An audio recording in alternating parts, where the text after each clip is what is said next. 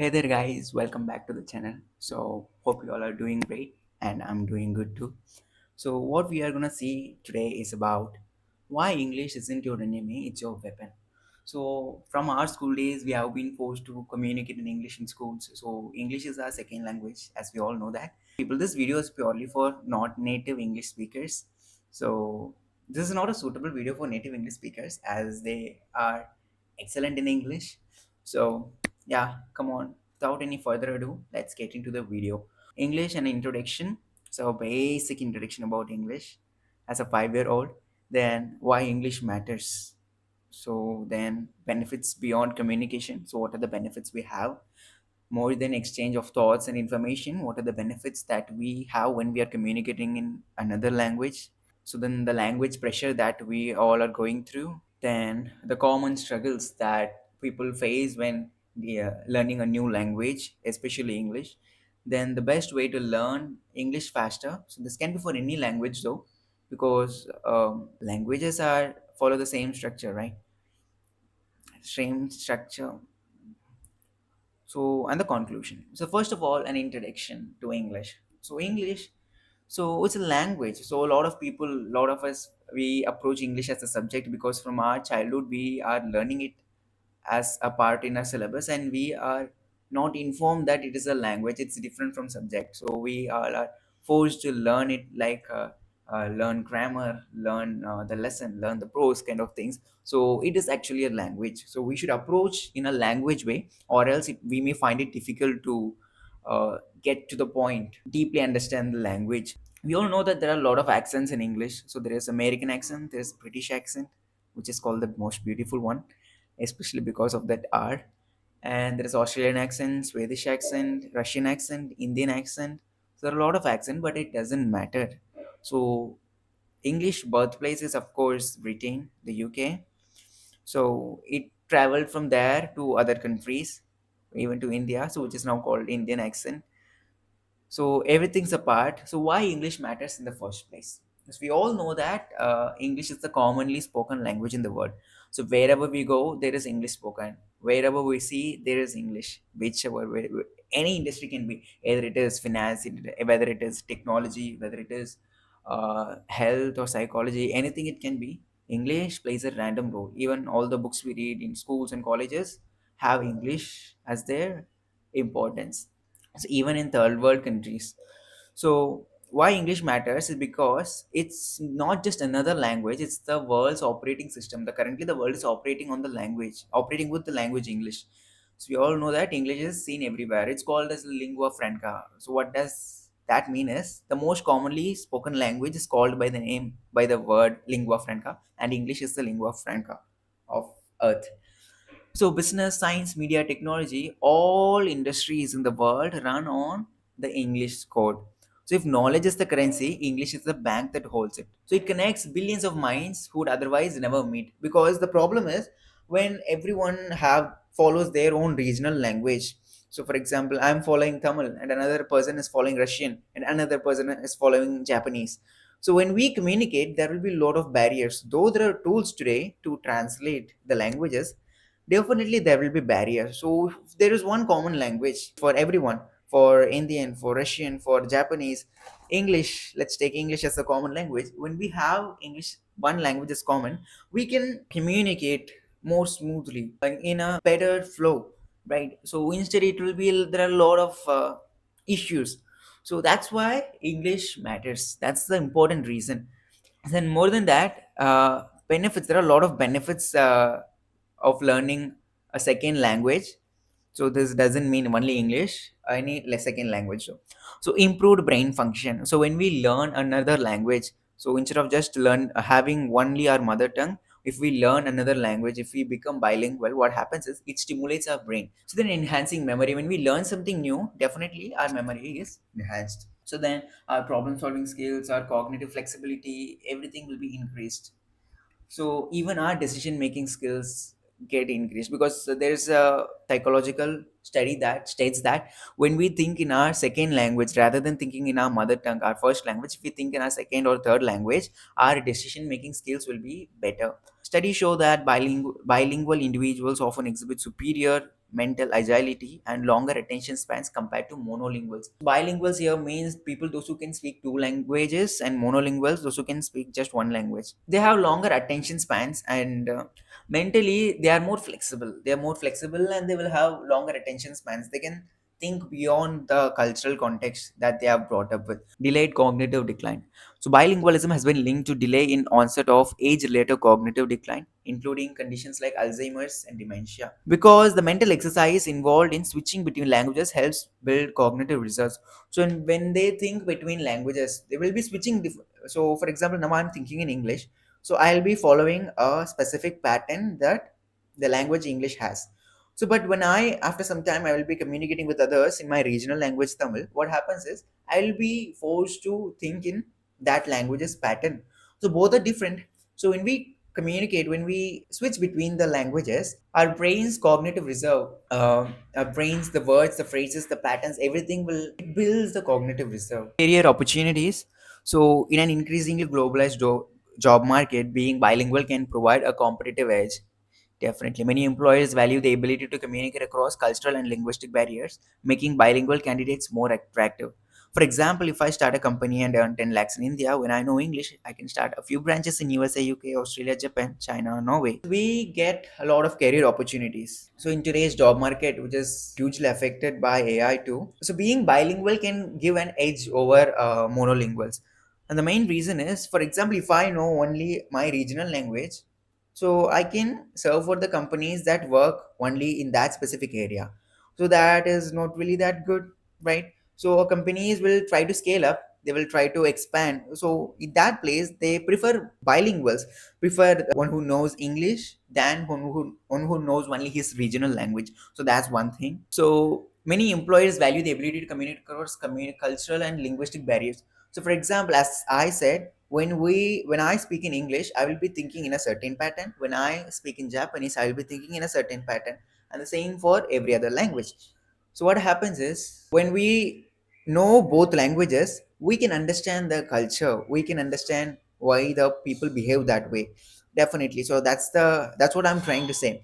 So and we can communicate to that cultural community in a better way.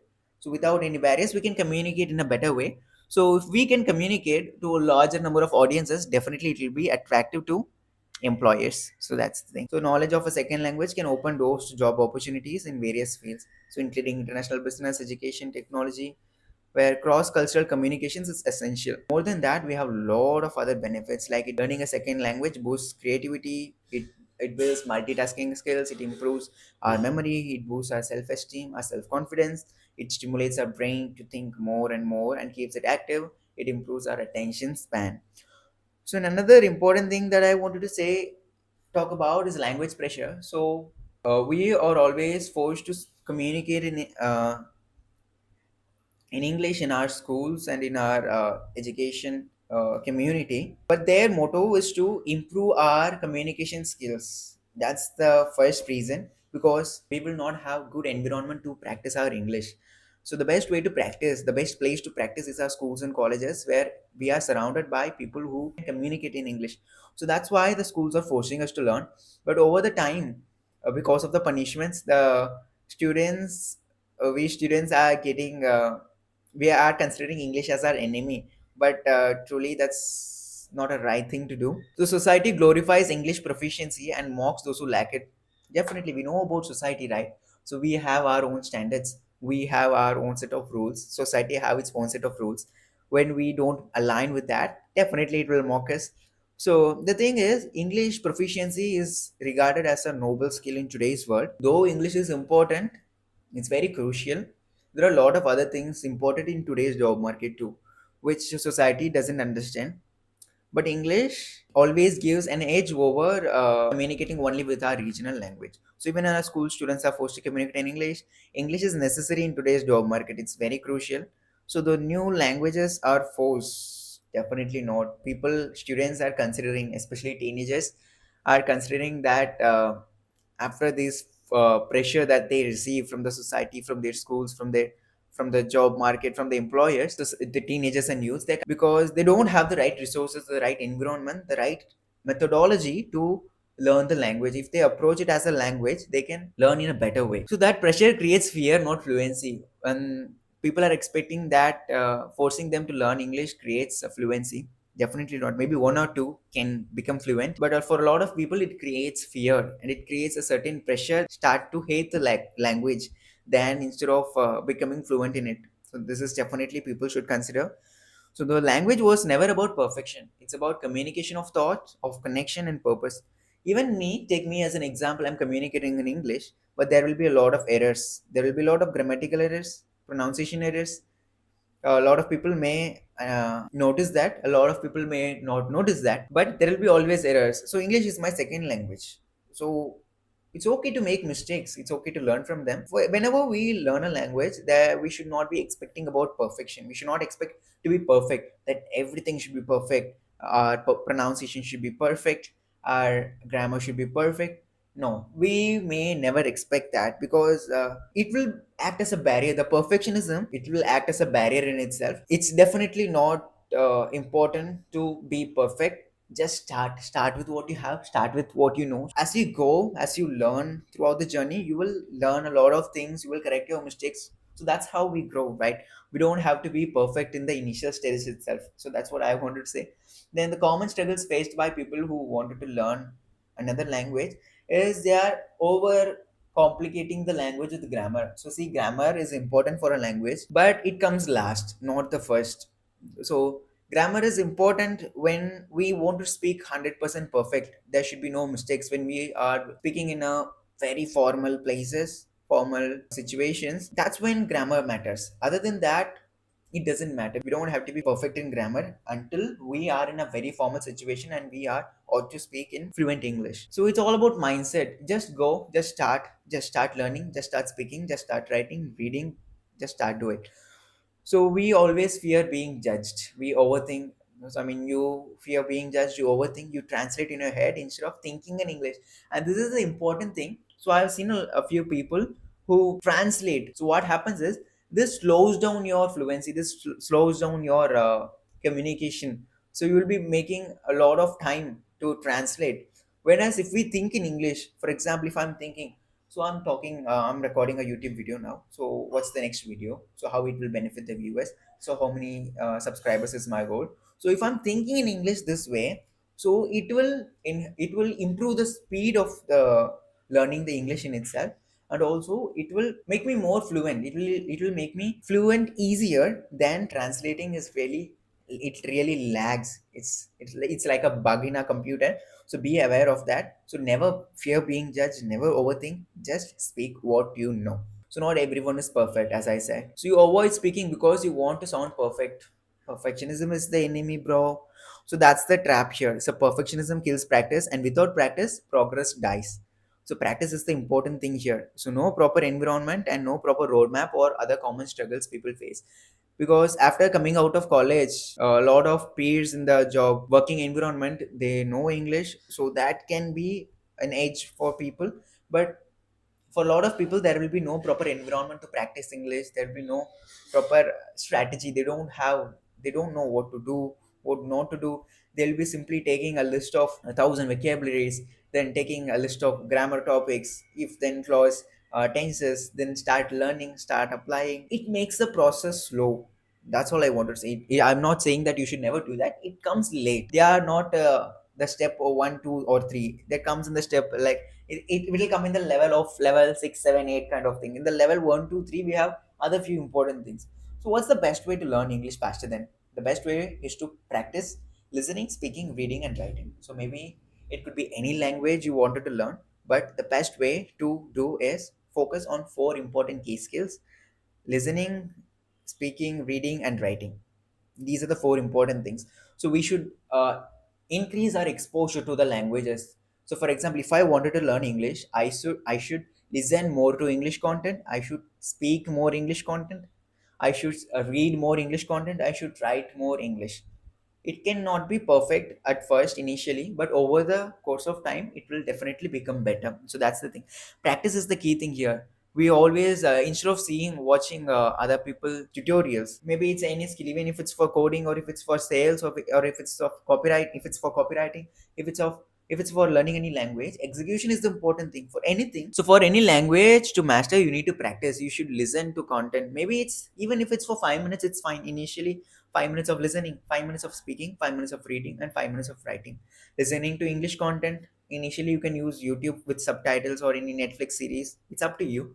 So speaking, we should speak. Try to record yourself speaking. Try to speak in the mirror. Try to think in English. Then try to read a lot. You can read newspapers, you can read books, you can read articles, anything it can be. Everything helps. And when reading, try to mark the most commonly the new words that you see, vocabularies. So especially when you see the Netflix series or someone in conversation, note down the words that you don't know, the vocabulary, because that may be the words that is mostly used.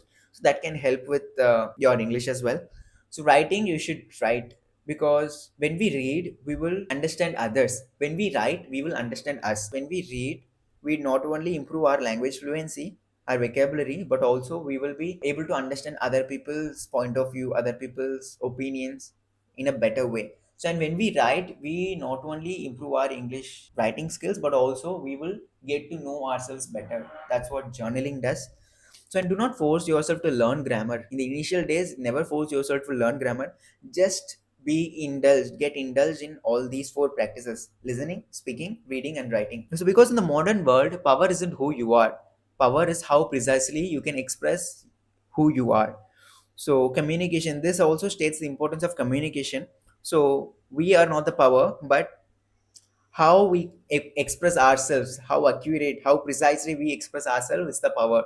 So that's the thing here. So the best way to learn English faster is to listen, speak, read, write again and again every day till it forces your brain to form new connections and makes the second language, that is English, your default. So in conclusion, so be as fast as possible, because we know that in today's world AI is in hyper speed, it's in bullet speed. So in this age, even if you know English, it will be an edge. So when we know English, it will be an edge, because even in prompt engineering, so we don't need to code a lot of things. There are vibe coding. If we know English, we can create web apps, we can create websites, apps, and kind of we can create music, anything with just the knowledge of English. This shows the importance of the language English.